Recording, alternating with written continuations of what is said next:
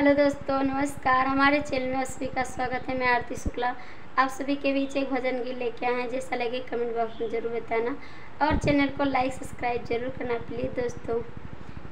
आइले बाबा तू हरी दुआरिया तनिका सुनना ले त्यानाय, तनिका सुनना ले त्यानाय बाबा हमारी अरजिया तनिका सुनना ले त्याना।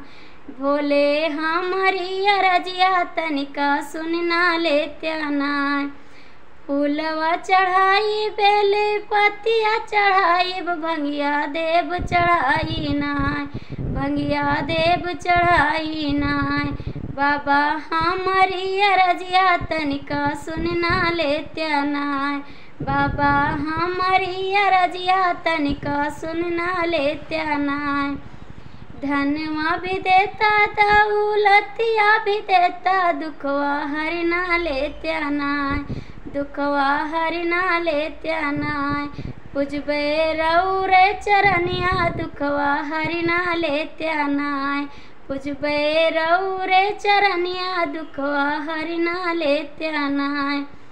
औली दुआरिया बाबा तू हरि नगरिया दुखवा हरना ले त्यानाय, दुखवा हरना ले त्यानाय बाबा पूजबे चरनिया दुखवा हरना ले त्यानाय। फूलवा चढ़ाइब अड़हुलवा चढ़ाइब धतूरवा चढ़ाइब नाय, धतूरवा चढ़ाइब नाय।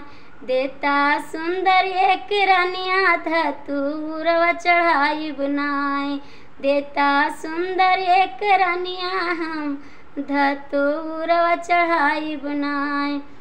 औली दुआरिया बाबा पूजले चरनिया तनिका सुनना ले त्यानाय, तनिका सुनना ले त्यानाय बाबा हमारी अरजिया तनिका सुनना ले त्यानाय।